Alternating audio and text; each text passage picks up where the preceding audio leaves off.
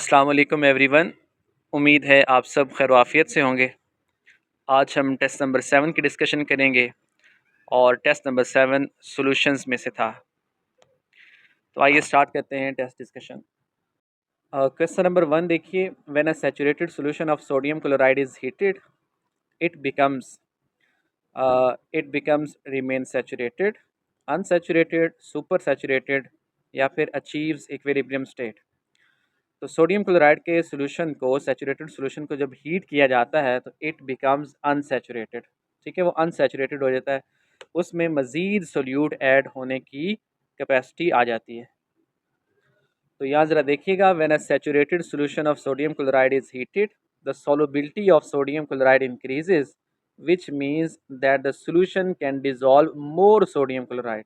ठीक है, तो फिर क्या होगा कि सोल्यूशन बिकम्स अनसैचुरेटेड, क्योंकि अब ये मज़ीद सोल्यूट ऐड कर सकता है। ठीक है, it can hold more solute than it currently contains. तो सिंपली है कि जब भी आप सैचुरेटेड सोल्यूशन को क्या करते हैं, हीट करते हैं, तो वो अनसैचुरेटेड हो जाता है, मज़ीद उसमें सोल्यूट ऐड हो सकता है। क्वेश्चन नंबर 2 देखें, which of the following solution will exhibit highest boiling point. हमारे पास है 0.1 molar sodium sulphate solution, 0.1 molar potassium nitrate, 0.015 molar urea and 0.015 molar glucose. ठीक है, तो इसमें हमने बताना है कि हाईएस्ट बॉइलिंग पॉइंट जो है वो किसका होगा। ठीक है, तो करेक्ट आंसर जो है वो क्या है, 0.1 मोलर सोडियम सल्फेट। अब बेसिकली ये क्या है कि ये क्वेश्चन जो है कॉलिगेटिव प्रॉपर्टीज़ में से, उसमें हमने पढ़ा है कि अगर नंबर ऑफ सोल्यूट पार्टिकल्स ज़्यादा हों, ठीक है, तो एलिवेशन इन बॉइलिंग पॉइंट क्या होती है, ज़्यादा होती है। फिर ज़रा देखिएगा, greater the number of solute particles in the solution higher the elevation in boiling point. अब सोडियम सल्फेट क्या है कि जब डिसोसिएट होता है तो 3 आयंस प्रोड्यूस करता है, पोटाशियम नाइट्रेट 2 आयंस, जबकि यूरिया और ग्लूकोज जो हैं ये डिसोसिएट नहीं होते। ठीक है, तो इनका जो वॉन टू फैक्टर है वो 1 है। जितने ज़्यादा आयंस प्रोड्यूस होंगे उतनी ज़्यादा एलिवेशन होगी इन बॉइलिंग पॉइंट। इसके साथ साथ हमने मोलैरिटी को भी देखना है। ठीक है, हमने ये भी देखना है कि कितना मोलर सोल्यूशन है। तो गिवन ऑप्शन में से जो करेक्ट आंसर है वो है ए ऑप्शन। क्वेश्चन नंबर 3 देखें, which of the following represents a metastable system. ठीक है, ऑप्शन है हमारे पास unsaturated solution, dilute solution, saturated solution या फिर सुपर सैचुरेटेड सोल्यूशन। तो मेटा स्टेबल स्टेट एक ऐसी स्टेट होती है जो जिसका लाइफ पीरियड बहुत ही शॉर्ट होता है। ठीक है, लेकिन वो एग्जिस्ट करती है। तो जो सुपर सैचुरेटेड सोल्यूशन है, it is a metastable system. इधर देखिएगा, metastable system is a state that is not stable but can persist for a period of time before reverting to a more stable state. यानी more stable state में convert होने से पहले कुछ देर वो state में रहता है, इसे कहते हैं मेटा स्टेबल स्टेट। ठीक है, अब देखिए कि सुपर सैचुरेटेड सोल्यूशन जो है ये क्या है, एक मेटा स्टेबल स्टेट है। ठीक है, it contains more solute. Saturated solution की निस्बत सुपर सैचुरेटेड सोल्यूशन में सोल्यूट की अमाउंट क्या होती है, ज़्यादा होती है। ठीक है, more solute than it can hold at equilibrium. ठीक है, इस वजह से ये क्या है, ये अनस्टेबल है। और सुपर सैचुरेटेड सोल्यूशन जो है वो टेम्परेरी एग्जिस्ट करता है एट हायर टेम्परेचर। ठीक है, तो क्या होगा, ये कोशिश करेगा कि सिस्टम जो है किस तरफ जाए, इक्विलिब्रियम की तरफ जाए। यानी सुपर सैचुरेटेड में जो एक्सेस सोल्यूट ऐड हुआ है, ठीक है, वो दोबारा प्रेसिपिटेट आउट हो जाएगा और सोल्यूशन किस में कन्वर्ट होगा, सैचुरेटेड सोल्यूशन में। ठीक है, तो मेटा स्टेबल सिस्टम क्या है, सुपर सैचुरेटेड सोल्यूशन जो है ये Meta stable state. Question number 4 देखें, the solubility of a gas in a liquid increases with. अब गैस की सॉल्युबिलिटी इंक्रीज होती है लिक्विड में। ठीक है, with increase of temperature, amount of liquid taken, decrease in temperature या फिर रिडक्शन ऑफ गैस प्रेशर। ठीक है, तो गैस की सॉल्युबिलिटीज़ के लिए हमारे पास एक लॉ है, उसे कहते हैं हेनरीज लॉ। हेनरीज लॉ क्या कहता है, ठीक है, the amount of gas dissolve in a liquid is directly proportional to pressure. ठीक है, प्रेशर के डायरेक्टली प्रोपोर्शनल होती है और टेम्परेचर के इन्वर्सली प्रोपोर्शनल होती है। तो इसका मतलब है सॉल्युबिलिटी जो है गैस की इंक्रीज होगी बाय डिक्रीज इन टेम्परेचर।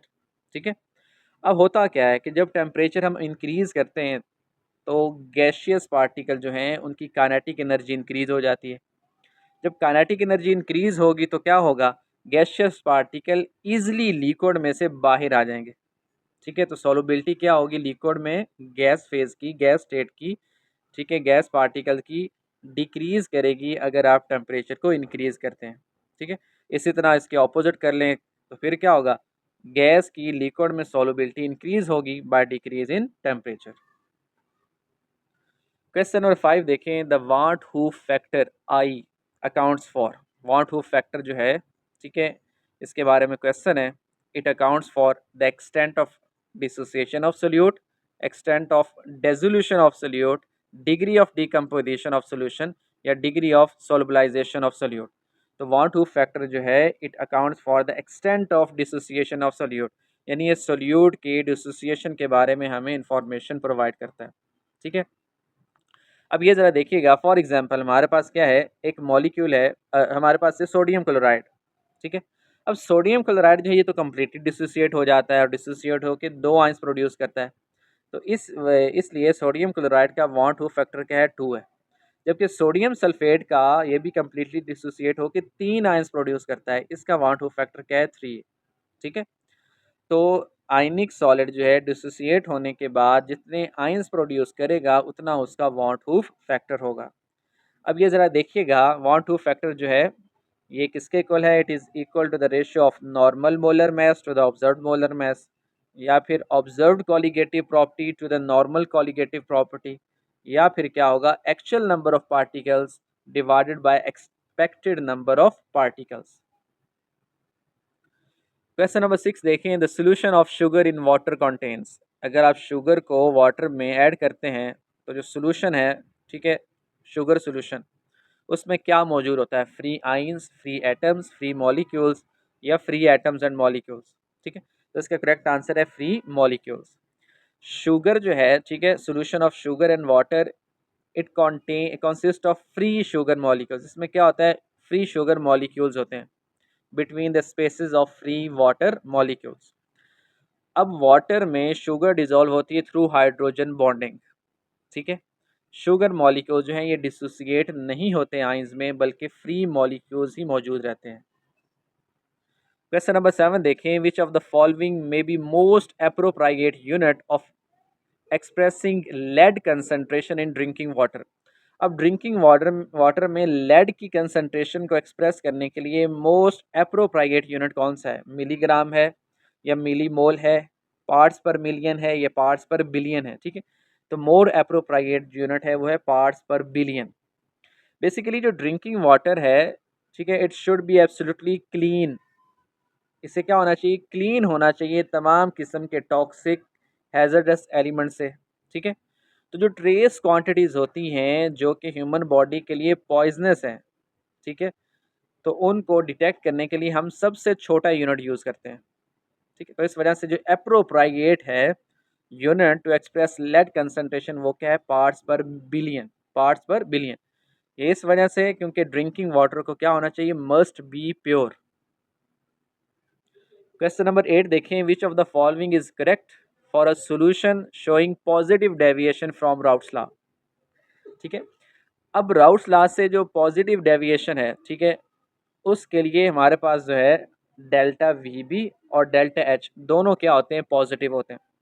ठीक है, अब राउट्स लॉ से पॉजिटिव डेविएशन कब आती है, ठीक है, पॉजिटिव डेविएशन तब आती है जब हम क्या करते हैं, जब सोल्यूट और सॉल्वेंट का इंट्रैक्शन वीकर होता है, ठीक है, as compare to individual components. ठीक है, इसमें ज़रा देखिएगा, फॉर एग्जांपल हमारे पास ए एंड बी है, अगर ए और बी का इंट्रैक्शन जो है वीक होगा, किसकी निस्बत, ए और बी की निस्बत, तो फिर क्या है, फिर पॉजिटिव डेविएशन होगी, क्योंकि क्या है, इंट्रैक्शन वीक है, वेपर प्रेशर क्या होगा, इंक्रीज होगा as compare to individual components. तो फिर क्या होता है, डेल्टा वी बी प्लस होता है और डेल्टा एच बी पॉजिटिव होगा। ठीक है, तो ये आपने याद रखना है कि अगर राउट लॉ से पॉजिटिव डेविएशन शो कर रहा है सोल्यूशन, तो उसके लिए जो है डेल्टा वी और डेल्टा एच दोनों क्या होते हैं, पॉजिटिव होते हैं। और पॉजिटिव डेविएशन कब होती है, जब इंट्रैक्शन वीकर होगा। ठीक है, और अगर इंट्रैक्शन जो है ए और बी का ये क्या हो, स्ट्रॉन्ग हो as compare to individual component, question number 9 देखें, the degree of dissociation alpha of a weak electrolyte is. ठीक है, तो इसका करेक्ट आंसर जो है वो बी ऑप्शन है, I-1 डिवाइडेड बाय n-1। आई जो है ये वॉन टू फैक्टर है, जबकि n क्या है, नंबर ऑफ आइंस, ठीक है, that produced by the dissociation of 1 mole of a solid. यानी कंप्लीट डिसोसिएशन के नतीजे में कितने आयंस प्रोड्यूस होते हैं, तो उसको हम n की वैल्यू लिखेंगे। ठीक है, अब इसी तरह ये तो था फार्मूला डिग्री ऑफ डिसोसिएशन का। अब डिग्री ऑफ एसोसिएशन जो है उसके लिए फार्मूला क्या है, उसके लिए फार्मूला है n into 1 minus i divided by n-1। ठीक है, ये क्या है, ये फार्मूला है डिग्री ऑफ एसोसिएशन का। क्वेश्चन नंबर 10 देखिएगा, by dissolving 5 gram substance in 50 gram of water the decrease in freezing point is 1.2 degree, the molar depression constant is 1.85, the molecular weight of substance is. हमने क्या करना है, हमने substance का molecular weight find करना है। ठीक है, मॉलिक्यूलर वेट को किससे रिप्रेजेंट करेंगे हम, ठीक है, W मॉलिक्यूलर वेट है तो इसको हम करेंगे Ma से। ठीक है, Ma। हमें दिया हुआ है मोलर डिप्रेशन कांस्टेंट 1.85, ये क्या है, ये Kf की वैल्यू है। ठीक है, ये freezing point, decrease in freezing point कितना है 1.2, तो ये क्या है, ये डेल्टा F की वैल्यू है, डेल्टा TF। ठीक है, डेल्टा TF। और इसी तरह हमारे पास 50 ग्राम वाटर है, तो ये क्या है, ये मैस ऑफ सॉल्वेंट है, इसे हम कहेंगे WB। जबकि 5 ग्राम क्या है, ये है mess of solute, that is WA। ठीक है, अब यहाँ पे जो फॉर्मूला यूज़ होगा वो होगा डिप्रेशन इन फ्रीजिंग पॉइंट का। ठीक है, तो उससे हम क्या करेंगे, मॉलिक्यूलर वेट फाइंड कर लेंगे। अब याद रखिएगा, जितनी भी क्वालिटेटिव प्रॉपर्टीज़ हैं तो उनको यूज़ किया जाता है, उनकी मदद से हम जो सोल्यूट है उसका मॉलिक्यूलर वेट फाइंड कर सकते हैं। तो यहाँ पे ज़रा फार्मूला देखें, फार्मूला क्या यूज़ होगा, फार्मूला होगा delta TF is equal to KF into molality. ठीक है, अब ज़रा देखिए कि मोलैलिटी का फार्मूला जो है क्या होता है, मोलैलिटी होता है number of moles of solute multiply 1/, weight of solvent in kg। ठीक है, तो हम यहाँ पे क्या लिखेंगे, लिखेंगे WB। ठीक है, WB। अब यहाँ पे ज़रा देखिएगा, इसको हम चेंज करते हैं, Na जो है ये क्या है, number of moles of solute, तो number of moles of solute का फॉर्मूला क्या होगा, ये होगा मैस ऑफ सोल्यूट या weight of solute divided by its molar mass. ठीक है, जबकि दूसरी तरफ हमारे पास सॉल्वेंट का जो वेट है 50 ग्राम है, तो हमें तो किलोग्राम में चाहिए, तो हम क्या करेंगे 1000/WB कर देंगे। ठीक है, तो यहाँ पे ज़रा देखिएगा, ये फार्मूला आपको डिटेल में यहाँ पे लिखा भी हुआ है। ठीक है, delta TF is equal to KF into WA/MA into 1000/WB। अब हमने क्या करना है, हमने वैल्यूज़ लगानी है और हमारे पास MA की वैल्यू आ जाएगी। ठीक है, वैल्यूज़ आपको मैंने पहले बता दी हैं, ये क्या है, mess of solute, mass of solvent, decrease in depression in freezing point दिया हुआ है और KF की वैल्यू दी हुई है। ठीक है, तो यहाँ पे सभी वैल्यूज पुट करने के बाद एट द एंड हमारे पास जो आंसर आ रहा है वो कितना है, 154.2 ग्राम पर मोल। ठीक है, सो डी ऑप्शन जो है ये करेक्ट है। क्वेश्चन नंबर 11 देखें, if the molarity of 20% solution of sulphuric acid is 2.55 molar, the density of the solution will be. ठीक है, हमें मोलैरिटी दी हुई है और हमें यह भी बताया है कि सोल्यूशन कितने परसेंट है, 20% है। ठीक है, और हमने क्या करना है, हमने डेंसिटी फाइंड करनी है। ठीक हो गया। अब सबसे पहले बात, जो हमें 20% सोल्यूशन दिया हुआ है इसका मतलब क्या है। ठीक है, 20% सोल्यूशन का मतलब है कि टोटल सोल्यूशन 20% है, इसमें 20 ग्राम सल्फ्यूरिक एसिड है। ठीक है, जो कि डिज़ोल्व है 100 ml ऑफ सोल्यूशन में। ठीक है, टोटल सोल्यूशन कितना है, 100 है, 100 ml, तो उसमें 20 ग्राम सल्फ्यूरिक एसिड है, तो सल्फ्यूरिक एसिड का मैस यहाँ से आ जाएगा। हम क्या करेंगे, हम सल्फ्यूरिक एसिड के नंबर ऑफ मोल्स फाइंड कर लेंगे। ठीक है, नंबर ऑफ मोल्स फाइंड करने का फॉर्मूला क्या होता है, मैस ओवर मोलर मैस। ठीक है, अब कितना मैस था सल्फ्यूरिक एसिड का, 20 ग्राम, इसका मोलर मैस कितना होता है, 98, तो इसका मतलब है हमारे पास इसके नंबर ऑफ मोल्स कितने आ गए, 0.204 मोल्स। ठीक है, अब मोलैरिटी जो है, मोलैरिटी ज़रा देखिएगा, मोलैरिटी क्या होता है? मोलैरिटी होता है number of moles of solute पर डेसीमीटर क्यूब ऑफ सोल्यूशन या पर लीटर ऑफ सोल्यूशन। ठीक है, तो इसका मतलब है molarity is equal to number of moles, ठीक है, moles divided by volume in litre. तो अभी हमने मोल्स फाइंड किए थे, कितने मोल्स थे? मोल्स हमारे पास थे 0.204। ठीक है, वॉल्यूम हम यहाँ से फाइंड कर लेते हैं और मोलैरिटी हमें दी हुई है। मोलैरिटी कितनी दी हुई है? मोलैरिटी हमारे पास है 2.55। अब यहाँ पे ज़रा देखिएगा कि वॉल्यूम जो है वो कितना आएगा। वॉल्यूम हमारे पास आ जाएगा 2.55,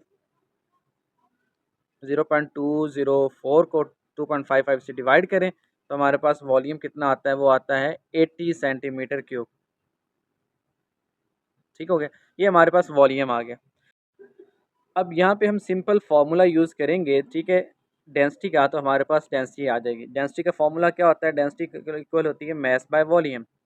ठीक है, हमारे पास सॉल्यूशन का टोटल मास कितना था? वो था 100। ठीक है, और वॉल्यूम हमारे पास कितना है? वॉल्यूम हमारे पास आया 80।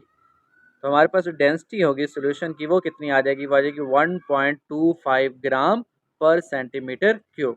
ठीक है, ग्राम पर सेंटीमीटर क्यूब। सो इसलिए करेक्ट आंसर जो है वो है बी ऑप्शन। क्वेश्चन नंबर 12 देखें। अब molal solution of sodium chloride has a density of 1.21 ग्राम पर ml। हमारे पास डेंसिटी दी हुई है, ठीक है, मोलल सोल्यूशन की, और हमने क्या करना है? मोलैरिटी फाइंड करनी है।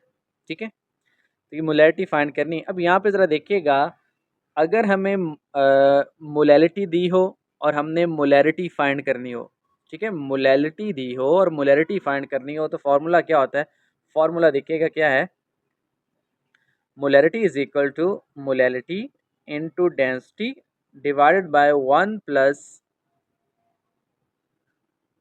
Molality into molar mass divided by 1000। तो ये हमारे पास फार्मूला है। अब यहाँ पे M2 जो है ये क्या है? M2 है mass of solute, molar mass of solute. ठीक हो गया। अब यहाँ पे हमारे पास सोडियम क्लोराइड है। सोडियम क्लोराइड का मोलर मास हमें मालूम है कितना होता है। ठीक है, और यहाँ पे मोलर सोल्यूशन कितना है? 1 मोलर सोल्यूशन है। तो यहाँ पे हम जो सिंपली क्या करेंगे? वैल्यूज पुट करेंगे। ठीक है, मोलैरिटी कितनी थी? 1।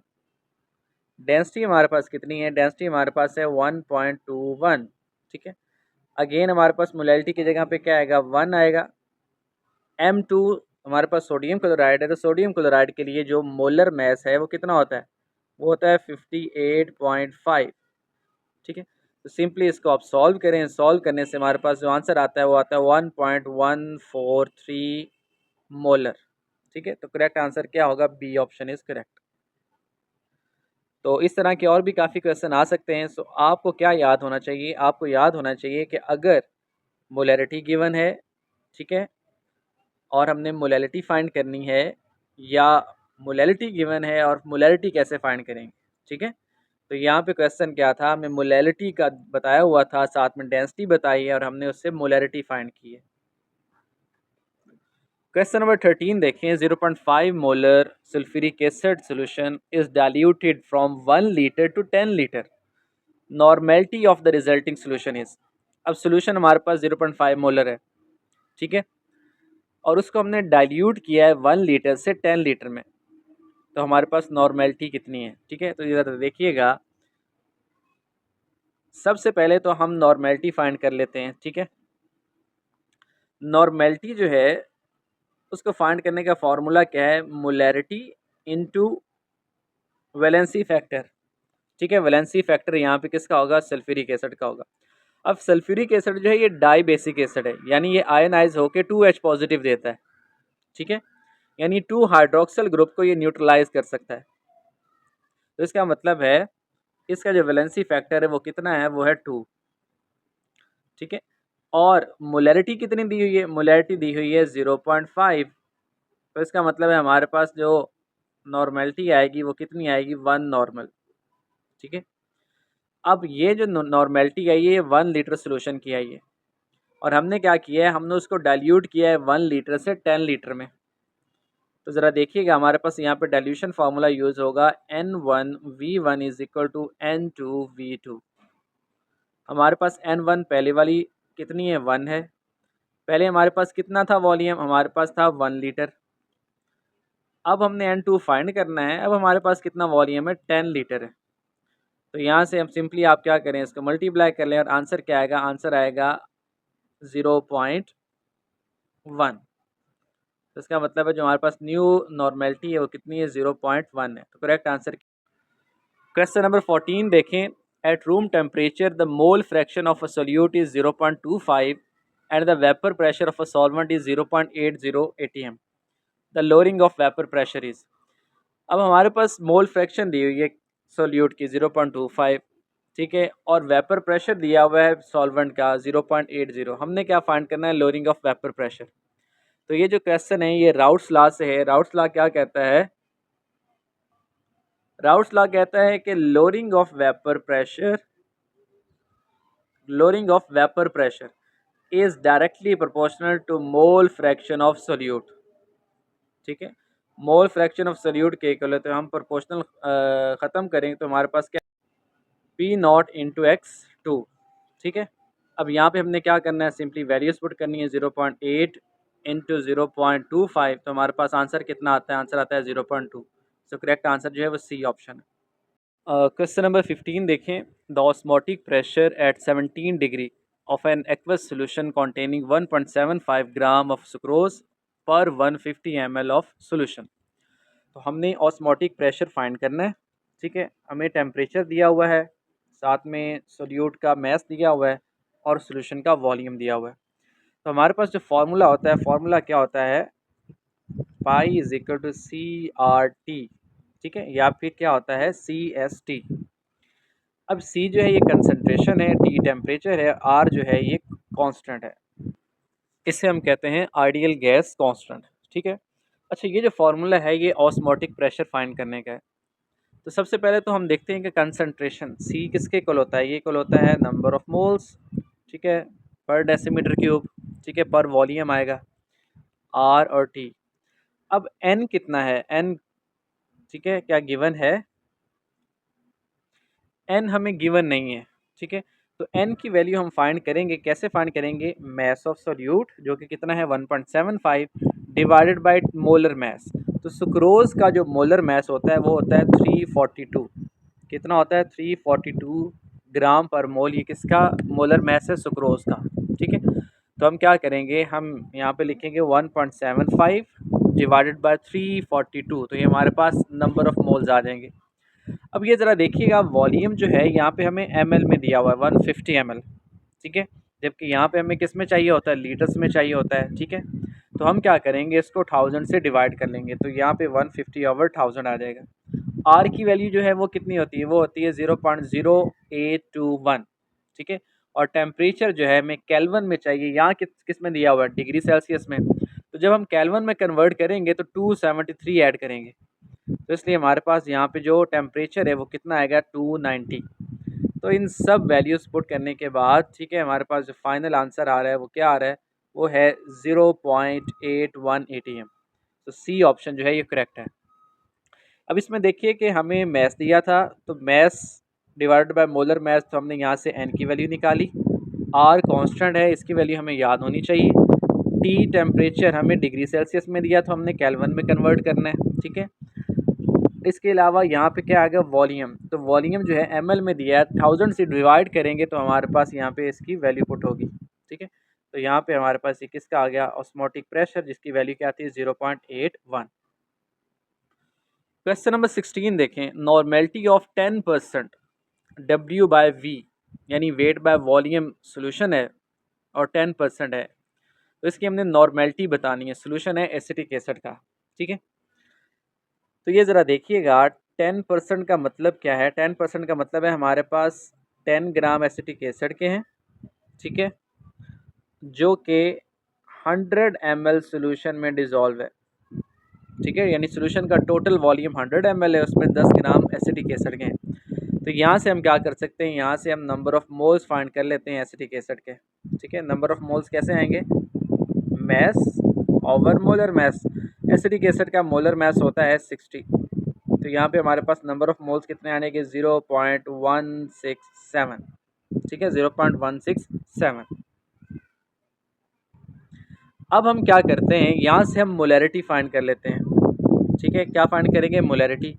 तो मोलैरिटी का फॉर्मूला क्या होता है, molarity is equal to number of moles divided by volume in litres. तो यहाँ ज़रा देखिएगा मोल्स कितने अभी हमने फाइंड किए थे, 0.167, 0.167। वॉल्यूम कितना है सोल्यूशन का, वॉल्यूम था 100 ml। तो जब 100 ml है तो हम किससे क्या करेंगे, 1000 से डिवाइड करेंगे। ठीक है, तो 1000 से आप डिवाइड कर लोगे तो आपके पास जो लीटर में वॉल्यूम आता है वो कितना आता है, वो आता है 0.1। तो आप इसको डिवाइड करो, आंसर क्या आएगा, आंसर आएगा 1.67, 1.67 मोल। ठीक है, यानी मोलैरिटी हमारे पास आ गई 1.67। अब ज़रा यहाँ पे देखिएगा, मोलैरिटी अगर मालूम कर ली है तो नॉर्मेलिटी मालूम करना बहुत ईजी है। नॉर्मेलिटी किसके इक्वल होती है, it is equal to molarity into valency factor. अब एसिटिक एसिड का वैलेंसी फैक्टर क्या है, 1 है। ठीक है, और मोलैरिटी कितनी फाइंड की थी, 1.67। तो इसका मतलब है नॉर्मेलिटी कितनी होगी, ये भी 1.67 ही होगी।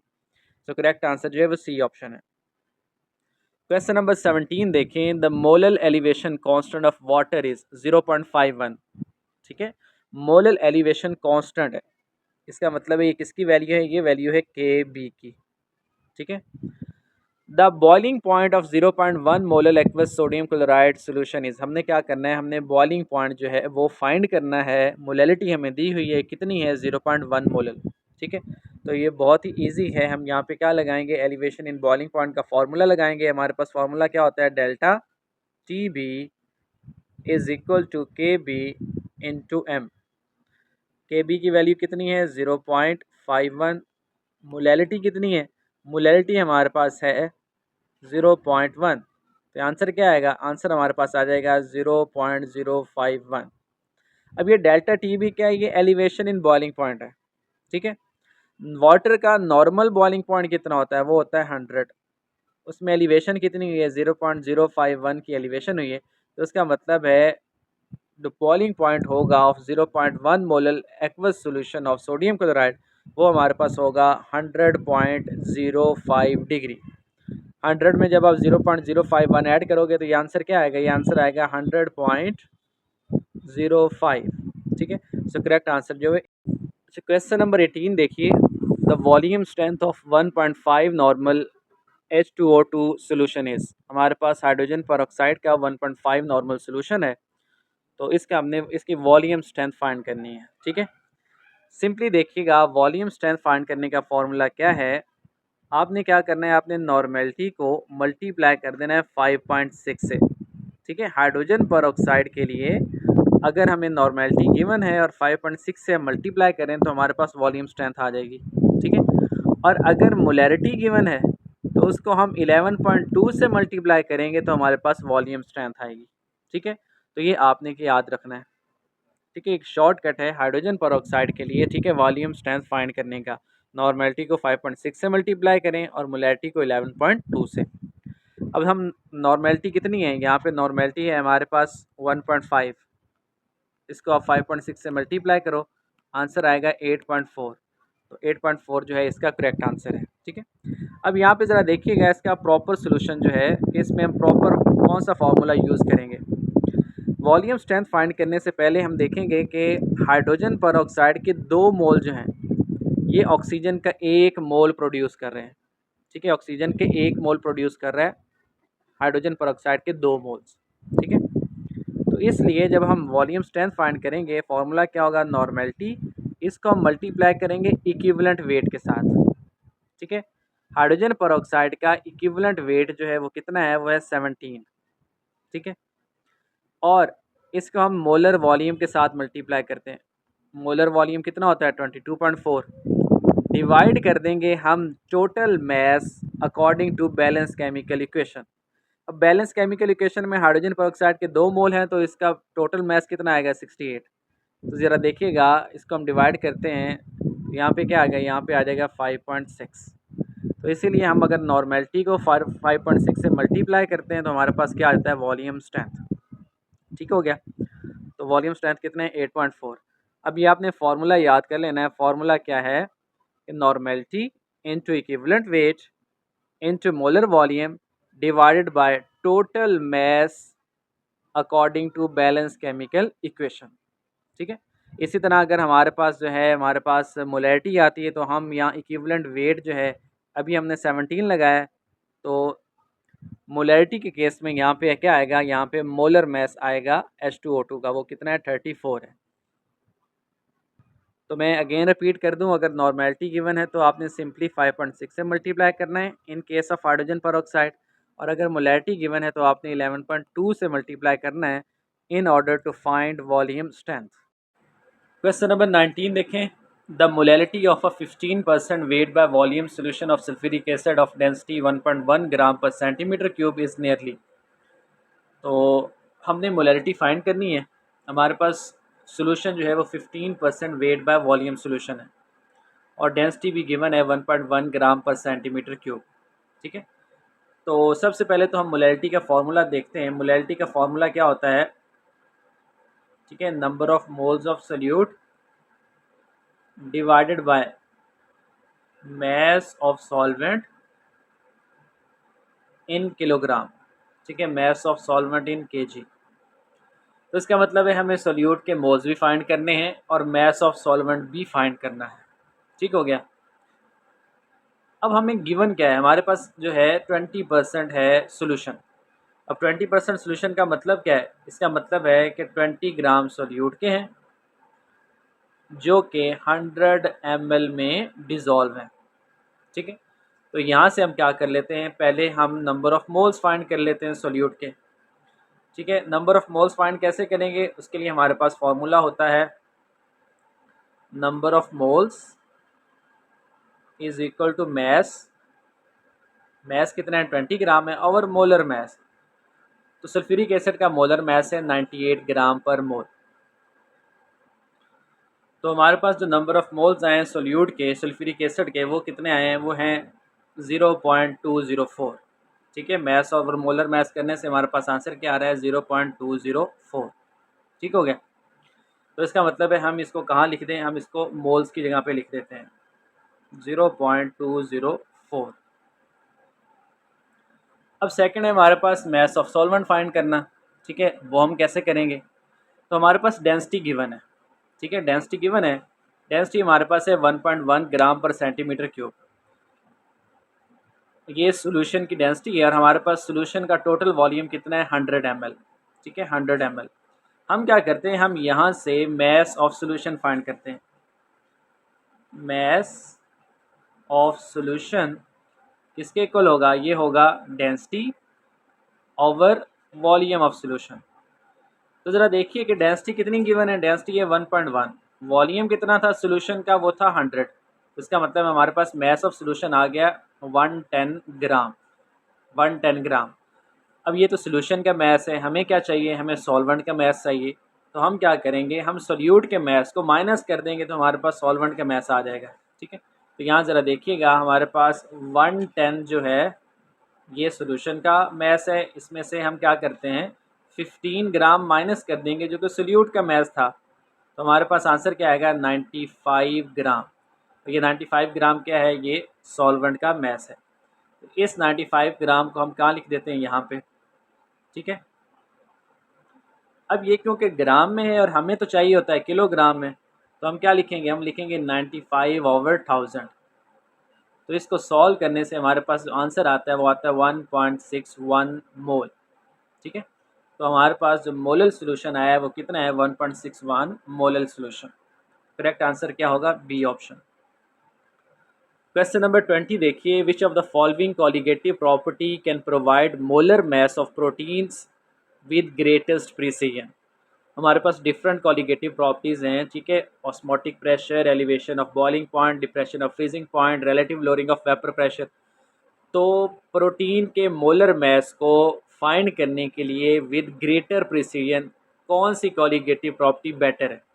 ठीक है, तो इसका करेक्ट आंसर है ऑस्मोटिक प्रेशर। अब बेसिकली ऑस्मोटिक प्रेशर मेथड जो है ये मोर सूटेबल है for determination of molecular mass of macro molecules. ठीक है, प्रोटीन्स और पॉलीमर के जो मोलर मैसेज हैं उनको फाइंड करने के लिए ये मेथड जो है ये बेटर है एज़ कम्पेयर टू अदर। इसकी रीज़न क्या है, इसकी रीज़न ये है कि एलिवेशन ऑफ बॉइलिंग पॉइंट हो या डिप्रेशन ऑफ फ्रीजिंग पॉइंट, ठीक है, are too small to be measured, ठीक है, इन सब्सटेंसेस के लिए लाइक प्रोटीन और पॉलीमर्स, तो इनके लिए जो ऑस्मोटिक प्रेशर है उसको मेजर करना इजी है, ठीक है, as compare to depression in freezing point and elevation in boiling point, ठीक है।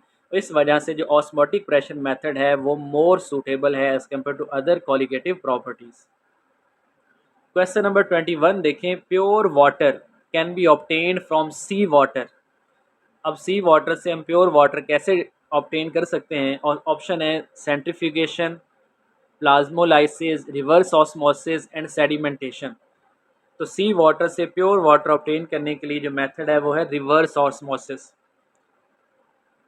अब इसमें क्या होता है, इसमें जो सॉल्वेंट है यानी कि वाटर वो पोरस मेम्ब्रेन से पास होता है और ऑपोजिट डायरेक्शन में मूव करता है to that of natural osmosis.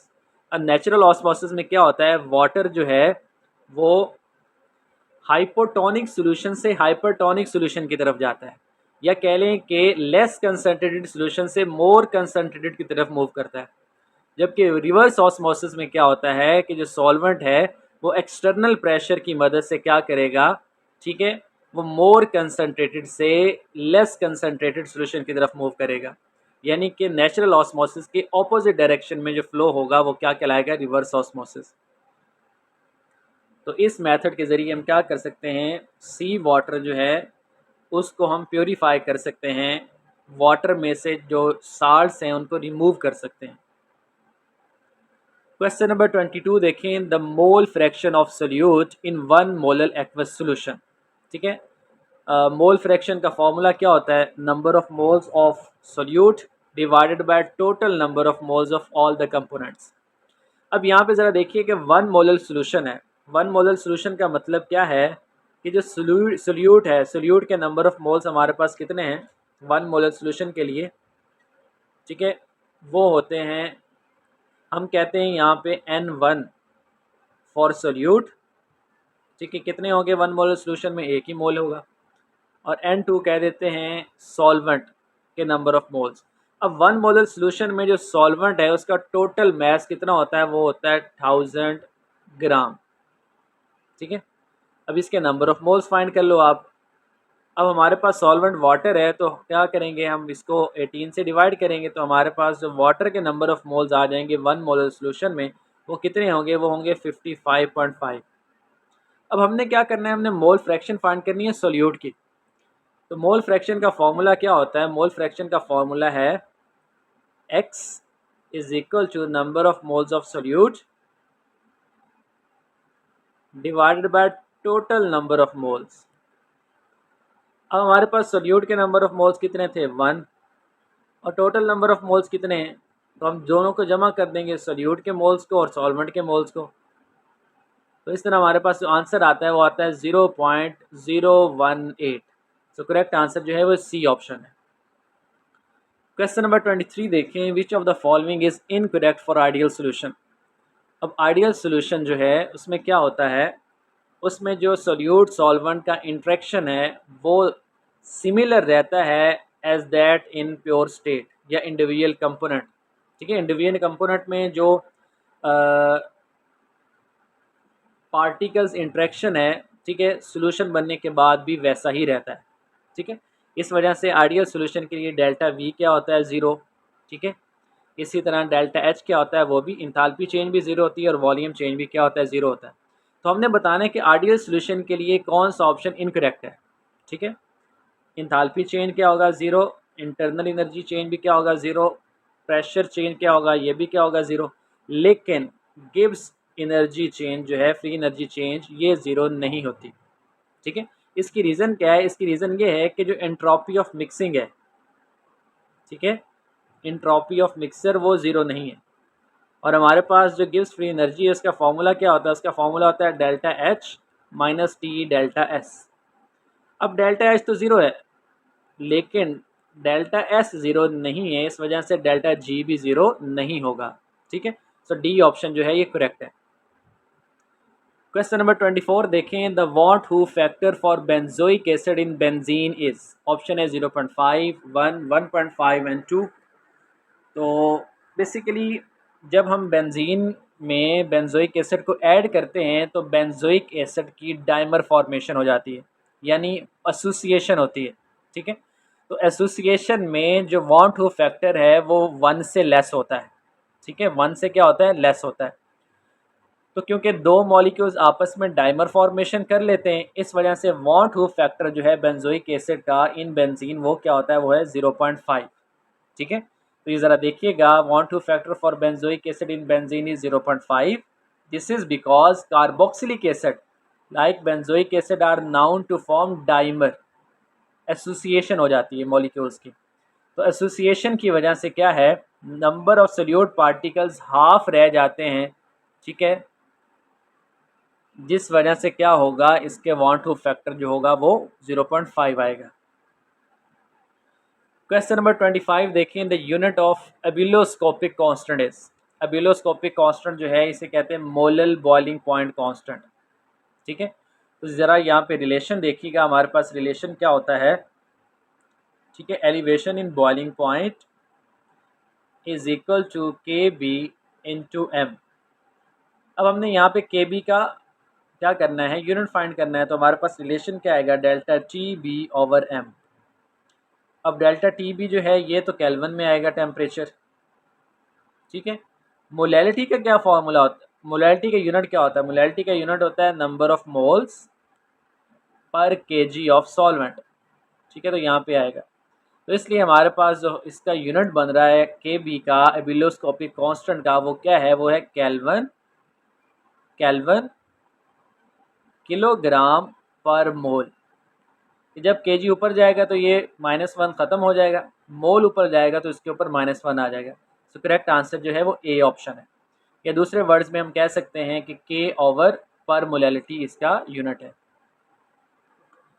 Question number 26 देखें, at a given temperature osmotic pressure of a concentrated solution of a substance is higher than that of a dilute solution, is lower than that of dilute solution, is same as that of dilute solution, ये cannot be compared with osmotic pressure of dilute solution। अब question क्या है, question है कि जो osmotic pressure है concentrated solution का, ठीक है, वो डाइल्यूट सोल्यूशन की निस्बत क्या होता है, तो डाइल्यूट सोल्यूशन की निस्बत जो है वो हायर होता है। बेसिकली ऑस्मोटिक प्रेशर जो है वो कंसनट्रेशन के डायरेक्टली प्रोपोर्शनल है। ठीक है, सोल्यूशन की कंसनट्रेशन जितनी ज़्यादा होगी ऑस्मोटिक प्रेशर उतना ज़्यादा होगा। इस वजह से जो है डाइल्यूट सोल्यूशन की निस्बत कंसनट्रेटेड सोल्यूशन का ऑस्मोटिक प्रेशर ज़्यादा होता है। क्वेश्चन नंबर 27 देखें, value of Henry's constant delta H, sorry K H जो है, तो it increases with increase in temperature, decreases with increase in temperature, remains constant and first increases then decreases. तो हमने के एच बताना है। ठीक है, इसकी वैल्यू जो है उसका क्या रिलेशन है टेम्परेचर के साथ। ठीक है, बेसिकली हेनरी लॉ क्या कहता है कि amount of solute, amount of gas dissolve in a liquid is directly proportional to pressure. Pressure के डायरेक्टली प्रोपोर्शनल है और टेम्परेचर के क्या है, इन्वर्सली प्रोपोर्शनल है। ठीक है, तो हेनरी कांस्टेंट जो है ये यूनिवर्सल कांस्टेंट नहीं है, बल्कि ये किस पे डिपेंड करता है, नेचर ऑफ गैस पे और टेम्परेचर पे। तो हेनरी कांस्टेंट जो है ये टेम्परेचर के इंक्रीज होने से इंक्रीज होता है। ठीक है, के एच जो है ये सॉल्युबिलिटी के इन्वर्सली प्रोपोर्शनल है। जैसे जैसे के एच की वैल्यू बढ़ेगी सॉल्युबिलिटी कम होती जाएगी। ठीक है, तो इसका मतलब है हायर वैल्यू ऑफ के H indicate the gas is less soluble in the liquid. तो सॉल्युबिलिटी जो है गैस की वो डिक्रीज होती है बाय इंक्रीज इन टेम्परेचर। तो इसका मतलब है कि के एच भी क्या होगा, इंक्रीज होगा अगर आप टेम्परेचर को इंक्रीज करते हैं। क्वेश्चन नंबर 28 देखिए, choose the ideal solution from the following. तो यहाँ पे हमारे पास ऑप्शन है carbon disulphide and acetone, phenol and aniline, chloroform and acetone, ethyl iodide and ethyl bromide. तो इथाइल आयोडाइड और इथाइल ब्रोमाइड जो हैं ये क्या हैं, दे आर आइडियल सोल्यूशन। ठीक है, आइडियल सोल्यूशन क्या होता है, जो कि राउट्स लॉ के ओबे करता है। ठीक है, और राउट्स लॉ क्या कहता है कि जो वेपर प्रेशर है of a component in a solution is equal to the mole fraction of that component multiplied by its vapour pressure in the pure state. ठीक है, इसका मतलब है रिलेशन क्या है, वेपर प्रेशर जो है किसका, कंपोनेंट का इन सोल्यूशन, किसके इक्वल होता है?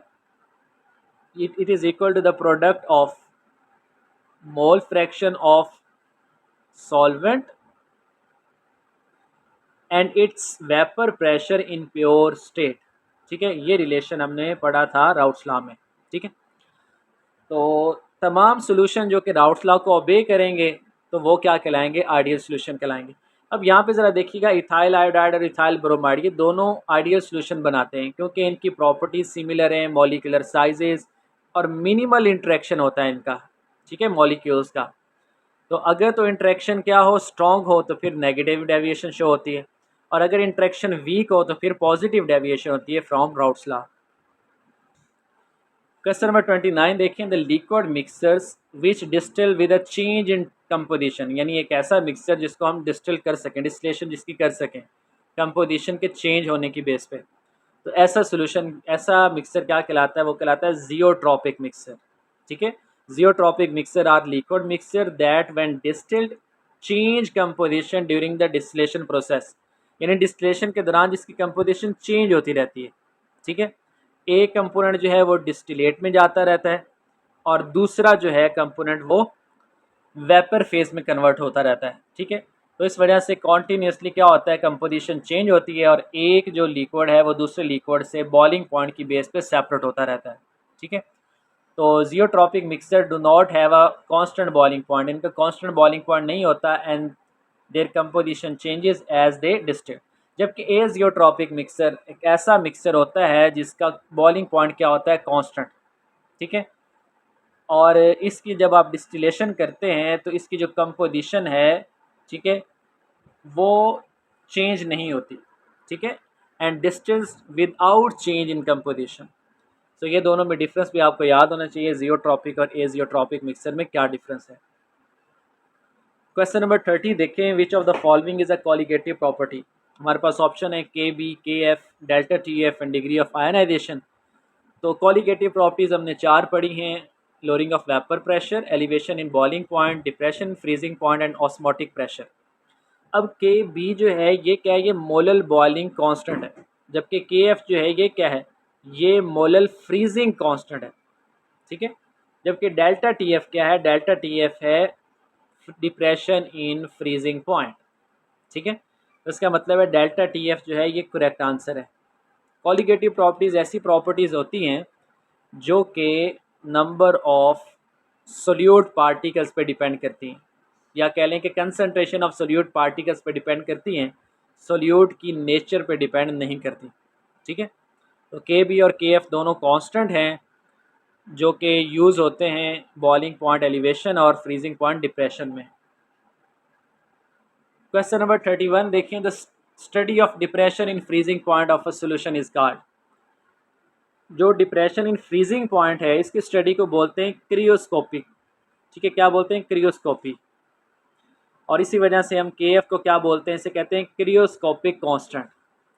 जबकि elevation in boiling point, the study of elevation in boiling point को कहते हैं एबिलोस्कोपी। ठीक है, और इसी वजह से हम के बी को क्या बोलते हैं? एबिलोस्कोपिक कांस्टेंट। ठीक हो गया, तो ये टर्म याद रखनी है। क्रियोस्कोपी जो है study of depression in freezing point, जबकि the study of elevation in boiling point is called ebullioscopy. जबकि ऑस्मोटिक प्रेशर क्या है? The study of the pressure required to prevent the flow of solvent molecules into a solution through a semi permeable membrane. ठीक है, यानी वो pressure जो कि क्या करे? सॉल्वेंट के फ्लो को रोक दे, उसको हम बोलेंगे ऑस्मोटिक प्रेशर। क्वेश्चन नंबर 32 देखें, dissolution of a gas in a liquid is called. ठीक है, गैस की जो डेजोल्यूशन है लिक्विड में वो मोस्टली एक्सोथर्मिक होती है। ठीक है, dissolution of gas in water is accompanied by evolution of heat. तो ये क्या है? ये एक्सोथर्मिक प्रोसेस है। अब इसमें एक्सोथर्मिक क्यों है कि हीट रिलीज क्यों होती है? इसकी रीज़न है केमिकल कम्बिनेशन या फिर condensation of water to the liquid state. ठीक है, इसके नतीजे में फिर क्या होगा? हीट जो है वो रिलीज़ होगी। और इसी तरह अगर आप टेम्परेचर इंक्रीज़ करते हैं तो फिर सॉल्युबिलिटी क्या होती है गैस की? वो डिक्रीज़ होती है। तो हमने ली शैटियर प्रिंसिपल में भी पढ़ा था कि अगर एक ऐसा प्रोसेस जो कि एक्सोथर्मिक हो, तो उसके लिए अगर आप टेम्परेचर क्या करते हैं, इंक्रीज़ करते हैं, तो रिएक्शन बैकवर्ड डायरेक्शन में शिफ्ट होता है। तो इसी वजह से dissolution of gas in liquid exothermic है। अगर आप टेम्परेचर इंक्रीज़ करोगे तो गैस की डेसोल्यूशन, गैस की सॉल्युबिलिटी क्या होगी, डिक्रीज़ होगी। क्वेश्चन नंबर 33 देखें, the ratio between the effective concentration and the actual concentration of molecules और ion is in a solution is called. जो रेशियो होती है effective concentration and the actual concentration of molecule, ठीक है, इसको कहते हैं एक्टिविटी कोफिशिएंट। क्या बोलते हैं, activity coefficient. And it is a measure of the deviation from ideal behaviour in solution. ठीक है, अब इसको सिंपली आप डिफाइन कर सकते हैं कि ये रेशो है इफेक्टिव कंसंट्रेशन, इफेक्टिव कंसंट्रेशन को एक्टिविटी भी बोलते हैं, to the actual concentration. Question number 24 देखिए, ब्लड इज आइसोटोनिक विथ। अब ब्लड जो है ये आइसोटोनिक है, ठीक है।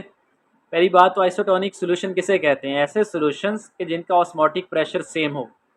और ऑस्मोटिक प्रेशर सेम क्यों होता है, because they have the same concentration of solute particles, यानी कि ऐसा सोल्यूशन जिसकी कंसंट्रेशन सेम हो, ऐसे सोल्यूशन को हम क्या बोलते हैं, इसे कहते हैं आइसोटोनिक सोल्यूशन।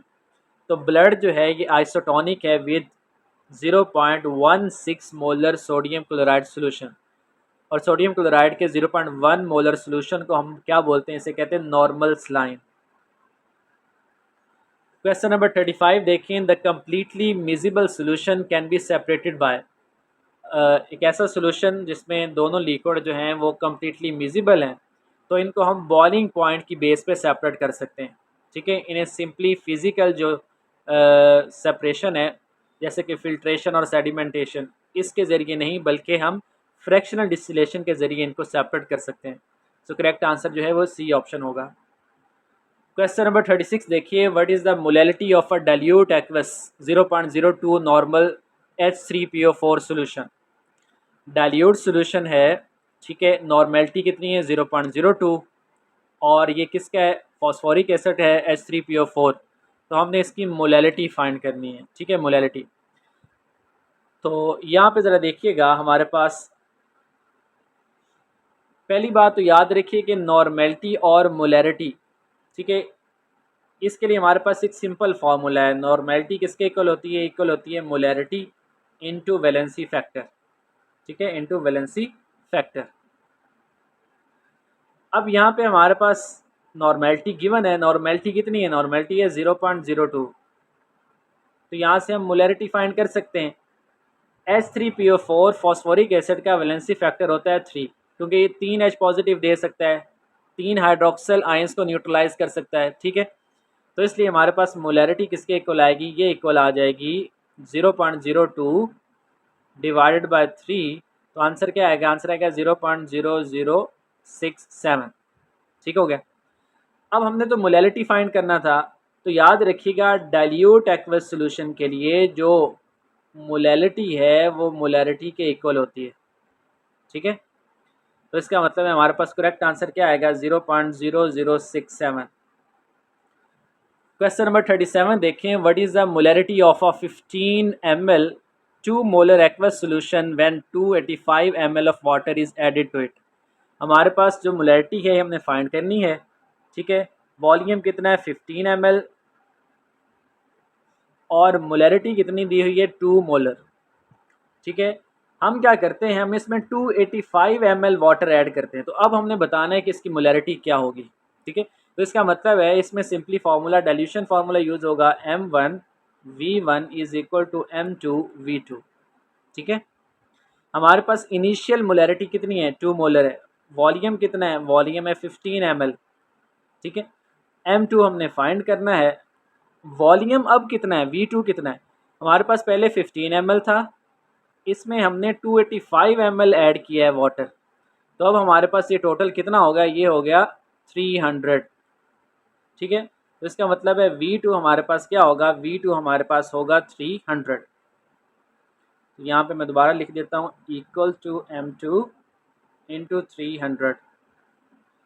तो सिंपली M2 फाइंड करेंगे, तो कैसे फाइंड करेंगे, 2 × 15 कितना होता है 30। और क्वेश्चन नंबर 38 देखिए, विच of the following concentration determine techniques gives a more accurate value. ठीक है, ऑप्शन है मोलैरिटी, मोलैलिटी, फॉर्मेलिटी या नॉर्मेलिटी। तो मोर एक्यूरेट वैल्यू जो हमारे पास आती है वो आती है मोलैलिटी के थ्रू। ठीक है, बेसिकली मोलैलिटी जो है it gives more accurate reading. Reason क्या है कि ये टेम्परेचर इंडिपेंडेंट है। बाकी तीनों जो है मोलैरिटी, फॉर्मेलिटी, नॉर्मेलिटी, ये सब टेम्परेचर डिपेंडेंट है, क्योंकि इसमें हम सोल्यूशन का वॉल्यूम यूज़ करते हैं, जबकि मोलैलिटी में हम सॉल्वेंट का मैस यूज़ करते हैं। तो मैस जो है वो टेम्परेचर के चेंज होने से चेंज नहीं होता, जबकि वॉल्यूम जो है वो चेंज होता है। इस वजह से एक्यूरेट रीडिंग जो हमारे पास आएगी वो मोलैलिटी की बेस पे आएगी। क्वेश्चन नंबर 39 देखें, what is the concentration in ppm parts per million if 0.025 gram of KCl is dissolve in 100 gram of water. ठीक है, अब यहाँ ज़रा देखिएगा, हमारे पास सोल्यूट जो है वो कितना है 0.025 ग्राम है, सॉल्वेंट कितना है 100 ग्राम। तो बहुत ही सिंपल फार्मूला है हमारे पास, ज़रा देखिएगा फार्मूला क्या होता है ppm का। फार्मूला होता है mess of solute divided by mass of solution multiply 10⁻⁶। ठीक है, 10⁻⁶। तो यहाँ ज़रा देखिएगा हम क्या करेंगे, हम लिखते हैं ppm, सोल्यूट का मैस कितना है, ये है 0.025। सोल्यूशन का मैस कैसे आएगा, सोल्यूट प्लस सॉल्वेंट के मैस को जमा कर दें तो हमारे पास सोल्यूशन का मैस आएगा। वो कितना आएगा, वो आ जाएगा 100.025 मल्टीप्लाई 10⁻⁶। तो हमारे पास आंसर क्या आता है, आंसर आता है 250 ppm। ठीक है, तो करेक्ट आंसर क्या होगा, बी ऑप्शन। क्वेश्चन नंबर 40 देखिए, calculate the normality of a solution containing 15.8 gram of KMnO4 in 50 ml of acid solution. हमने नॉर्मेलिटी फाइंड करनी है। ठीक है, हमारे पास कितना मैस है सोल्यूट का 15.8 ग्राम, और हमारे पास सोल्यूशन जो है उसका वॉल्यूम कितना है 50 ml। ठीक है, तो इसका मतलब है कि हम क्या करेंगे, हम यहाँ से पहले मोलैरिटी फाइंड कर लेंगे और फिर मोलैरिटी को हम नॉर्मेलिटी में कन्वर्ट कर देते हैं। अब यहाँ पे ज़रा देखिएगा, बहुत ही इजी फार्मूला है। मोलैरिटी हम पहले भी पढ़ चुके हैं, किसके इक्वल होती है, molarity equals to number of moles. Number of moles find करने के लिए हमें पहले फार्मूला यूज़ करना होगा 15.8 जो कि मैस है divided by its molar mess. Potassium permanganate का मोलर मैस कितना होता है, इसका मोलर मैस होता है 158। तो इसका मतलब है हमारे पास जो है नंबर ऑफ मोल्स कितने आ गए हैं 0.1। ठीक है, तो molarity is equal to number of moles divided by volume of solution in kilogram. अब यहाँ पे 50 ml है तो इसे हम 1000 से डिवाइड कर देंगे तो हमारे पास जो वॉल्यूम है वो लीटर्स में आ जाएगा। ठीक है, volume of solution in litres या volume of solution in decimetre cube. ठीक है, अब यहाँ पे ज़रा देखिए, इसको हम सॉल्व करते हैं। सॉल्व करने से हमारे पास जो आंसर आ रहा है वो क्या आ रहा है, यहाँ पे हमारे पास आ जाएगा 0.05। तो मोलैरिटी जो है वो कितनी आई है, वो है 2।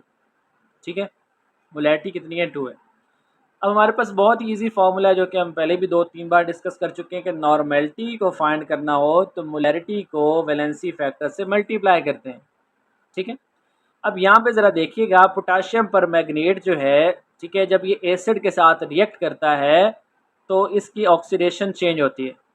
ठीक है, जो मैंगनीज़ है वो +7 से किस में कन्वर्ट होता है, +2 में। तो इसमें इसके ऑक्सीडेशन नंबर चेंज हो रहा है +7 से +2, कितना चेंज हुआ 5। तो इसका वैलेंसी फैक्टर क्या है 5 है। ठीक है, तो वैलेंसी फैक्टर 5 है। हमने पढ़ा था नॉर्मेलिटी के टॉपिक में कि अगर हमारे पास क्या हो एसिड के लिए, बेस के लिए, ठीक है, इसी तरह ऑक्सीडाइजिंग एजेंट्स के लिए, सब के लिए हमारे पास जो वैलेंसी फैक्टर है वो डिफरेंट होता है। ठीक है, तो यहाँ पे हमारे पास वैलेंसी फैक्टर क्या आया है 5 आया है। तो इसका मतलब है हम मोलैरिटी को 5 से मल्टीप्लाई कर देते हैं तो हमारे पास नॉर्मेलिटी कितनी आ जाएगी 10। सो करेक्ट आंसर जो है वो है बी ऑप्शन। नेक्स्ट हमारे पास जो MCQs हैं ये हैं पेडागोजी से। ठीक है, पहला क्वेश्चन देखिएगा, in case of deductive method we proceed. तो डिडक्टिव मेथड जो है इसमें जर्नल टू स्पेसिफिक होती है। ठीक है, जबकि इंडक्टिव मेथड हो तो उसमें क्या होता है, उसमें specific to journal. Question number 42 देखें, which is the best way to find the solution to a problem. Best way जो है वो scientific method is the best way to find the solution of a. Next question देखें, which statement is true about hypothesis. Hypothesis के लिए जो correct statement है वो क्या है, these are always tested, facts may be collected to prove hypothesis, hypothesis is always proved, these are merely happy accidents. तो hypothesis जो हैं ये कभी भी टेस्ट किए जा सकते हैं, ठीक है, ज़रूरी नहीं है कि हमेशा ये प्रूव हों, ठीक है, लेकिन इनको हमेशा टेस्ट किया जाता रहेगा। तो इसके लिए ए ऑप्शन जो है ये करेक्ट है, these are always tested. Next question है, which statistic is use for prediction. तो इसके लिए हम रिग्रेशन को यूज़ करते हैं। नेक्स्ट क्वेश्चन देखें, SOLO taxonomy consist of how many levels. ठीक है, तो इसमें 5 लेवल्स होते हैं, ठीक है, सोलो टेक्सोनॉमी में। तो इसमें ज़रा देखिएगा, पहला लेवल जो है वो होता है प्री स्ट्रक्चरल, उसके बाद होता है यूनि स्ट्रक्चरल, फिर मल्टी स्ट्रक्चरल, फिर रिलेशनल, और लास्ट पे होता है एक्सटेंडेड एब्स्ट्रैक्ट। ठीक है, सिंपल से कॉम्प्लेक्स तक ये टोटल 5 लेवल्स हैं सोलो टेक्सोनॉमी में। नेक्स्ट क्वेश्चन देखें, इन macro lesson plans the duration of lessons is. Macro है तो इसमें होता है 35 to 45 मिनट्स, ठीक है, और माइक्रो लेसन प्लान हो तो उसमें होता है 5 to 10 मिनट्स।